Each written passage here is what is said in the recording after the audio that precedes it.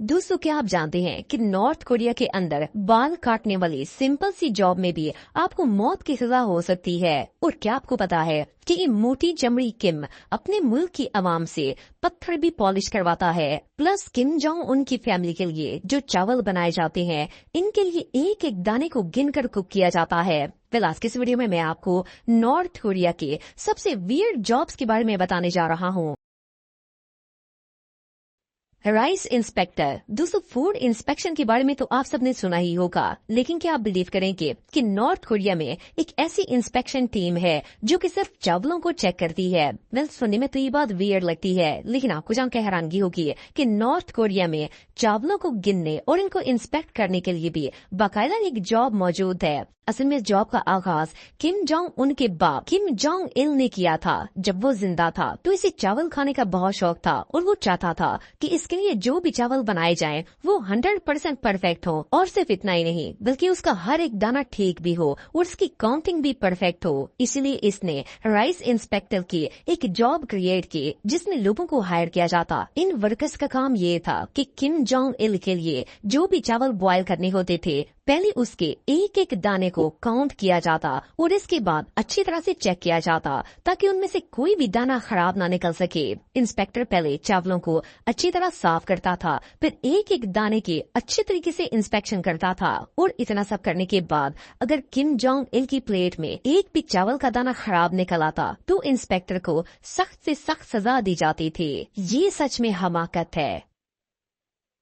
Stone polisher. दोस्तों, आप सबने फर्नीचर पॉलिशिंग या शू पॉलिशिंग के बारे में तो सुना ही होगा, लेकिन क्या आपने कभी पत्थरों को पॉलिश करने वाली कोई जॉब देखी है? नॉर्थ कोरिया का लीडर किम जोंग उन अपनी आवाम से जो अजीबोगरीब काम करवाता है, इनमें पत्थर को पॉलिश करना भी शामिल है। 2010 में कुछ रिपोर्टर्स टूरिस्ट बनकर नॉर्थ कोरिया को एक्सप्लोर करने के लिए गए हुए थे। जब ये लोग विक्टोरिया वार म्यूजियम की सैर कर रहे थे तो वहाँ इन्होंने एक अजीबोगरीब मंजर देखा। म्यूजियम के बाहर एक ओल्ड लेडी पत्थर जमा करके बैग के अंदर डाल रही थी।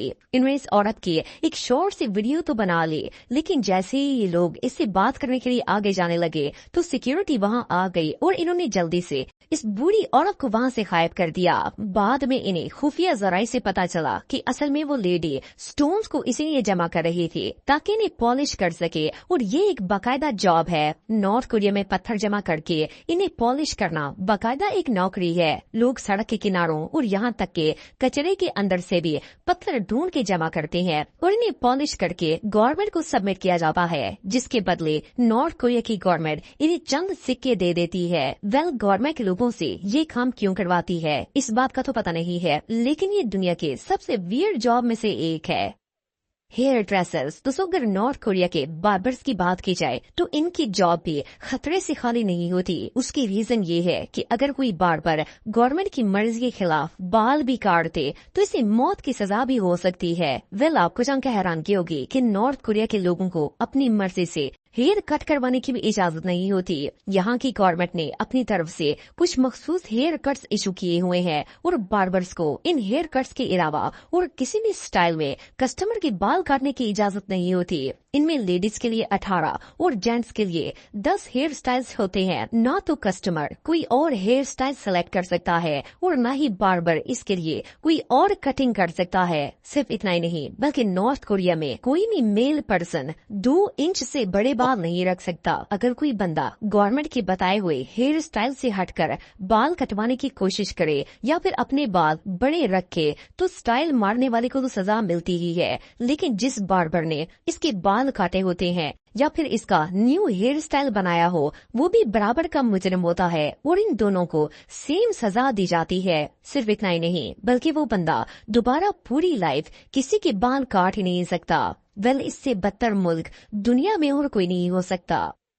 Fashion police. दोस्तों, अगर पुलिस जॉब की बात की जाए तो इसमें बहुत सी कैटेगरीज होती हैं, मसलन ट्रैफिक पुलिस, बॉर्डर पुलिस या फिर सिटी पुलिस। लेकिन क्या हो, अगर किसी मुल्क में फैशन के लिए भी बाकायदा पुलिस रख दी जाए। वेल आपको जानकर हैरानगी होगी कि नॉर्थ कोरिया दुनिया का वो वाहिद मुल्क है जहां फैशन को डिसिप्लिन में रखने के लिए भी बाकायदा पुलिस मौजूद है। इस पुलिस को फैशन पुलिस कहा जाता है और इसकी इंस्पेक्टर सिर्फ लड़कियां होती है। इनका काम लोगों के लिबास, हेयर कट और दीगर फैशन वगैरह पर नजर रखना है। असल में नॉर्थ कोरिया के अंदर सिर्फ वही फैशन करना अलाउ है जिसकी किम जोंग उन ने इजाजत दी है, और अगर कोई इससे हटकर कपड़े या हेयर स्टाइल में नजर आता है तो फैशन पुलिस इसे पकड़ लेती है और इसे जेल में बंद कर दिया जाता है। बेसिकली बार्बर्स और उनसे बाल कटवाने वाले लोग हर वक्त फैशन पुलिस की नजर में होते हैं। सिर्फ इतना ही नहीं बल्कि इसमें कपड़े भी शामिल हैं। मिसाल के तौर पर किम जोंग उन ने जीन्स पहनने पर बाकायदा पाबंदी लगाई हुई है।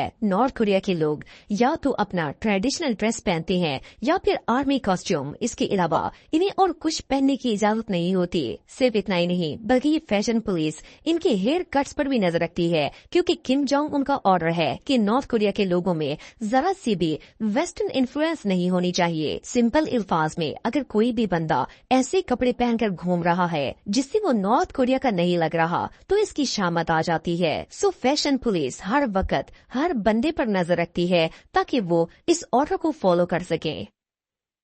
इंटरटेनर्स दोस्तों, म्यूजिशियंस और इंटरटेनर्स तो दुनिया के हर मुल्क में ही पाए जाते हैं। ये लोग या तो सोशल मीडिया के थ्रू लोगों को एंटरटेन करते हैं या फिर लाइव आकर लोगों के सामने परफॉर्म करते हैं। लेकिन क्या आपको पता है कि नॉर्थ कोरिया के इंटरटेनर्स की जॉब किसी डिजास्टर से कम नहीं होती। वेल नॉर्थ कोरिया में सिंगिंग से लेकर डांसर तक जितने भी इंटरटेनर सिलेक्ट किए जाते हैं वो सिर्फ और सिर्फ किम जोंग और इसकी फैमिली को ही एंटरटेन कर सकते हैं। किसी भी इंटरटेनर को अलाउ नहीं होता कि वो पब्लिक प्लेस में परफॉर्म कर सके, और यहाँ तक कि वो अपने किसी फैमिली फंक्शन या फैमिली के लिए भी सिंगिंग या परफॉर्मेंस नहीं कर सकता। इन एंटरटेनर्स को सुबह से लेकर शाम तक अपनी वर्किंग प्लेस पर बाउंड होकर रखा जाता है ताकि जब भी किम जोंग उनका कोई भी गाना सुनने या परफॉर्मेंस देखने का दिल करता है तो इन्हें फौरन स्टेज पर बुलवा लिया जाता है। अदरवाइज अगर इस भैंसे का हफ्ता हफ्ता भी म्यूजिक सुनने का दिल नहीं करता तो इन परफॉर्मर्स को परफॉर्म करने की इजाजत नहीं होती। लेकिन अगर वो परफॉर्म ना भी करें इसके बावजूद इन एंटरटेनर्स को हर वक्त किम जोंग उनके लिए अवेलेबल रहना जरूरी होता है ताकि जब भी उसका दिल करे वो इसके सामने परफॉर्म कर सके। और ये बेचारे अपनी मर्जी से कहीं आ जा भी नहीं सकते और न ही कहीं पर गाना गा सकते हैं। स्कल्प्टर दोस्तों, वैसे तो दुनिया के हर मुल्क की तरह नॉर्थ कोरिया में भी मुजस्मा बनाने वाले बहुत से लोग मौजूद हैं, लेकिन नॉर्थ कोरिया के मुजस्मा बनाने वालों का मामला पूरी दुनिया से अलग है। अगर देखा जाए तो स्कल्प्टर हमेशा अपनी मर्जी के स्टैचू बनाते हैं, फिर चाहे वो स्टैचू किसी इंसान का हो या फिर किसी इमारत का हो। लेकिन नॉर्थ कोरिया में ऐसा नहीं होता। इस मुल्क के स्कल्प्टर्स को सिर्फ 3 लोगों के स्टैचूज बनाने की इजाजत होती है। वो स्टैचूज किम जोंग उन, इसके बाप किम जोंग इल और इसके दादा किम इल संग के हैं। इनके अलावा नॉर्थ कोरिया के मुजस्मा बनाने वालों को किसी भी चीज या बंदे का स्टैचू बनाने की इजाजत नहीं होती, और अगर वो ऐसा करते हैं तो इसे किम के खानदान की शान में गुस्ताखी समझा जाता है और इस स्कल्प्टर को अपनी पूरी फैमिली समेत जिंदगी भर जेल में बंद कर दिया जाता है। सिर्फ इतना ही नहीं बल्कि नॉर्थ कोरिया में इस खानदान के टोटल 3400 स्टैचूज बनाए गए हैं, और किम जोंग उन ने ये रूल बनाया हुआ है कि जब भी कोई शख्स किसी भी स्टैचू के सामने से गुजरता है तो इसे 3 दफा झुक कर सलामी देनी होती है। सिर्फ इतना ही नहीं बल्कि आप बिलीव नहीं करेंगे कि नॉर्थ कोरिया के अंदर जो टूरिस्ट आते हैं उनमें भी ये शर्त रखी जाती है कि वो हर हाल में इन मुजस्मों को सलामी देंगे। बहरहाल जो भी हो, इस दुनिया में रहने के लिए इस मुल्क से बदतर जगह और कोई नहीं हो सकती।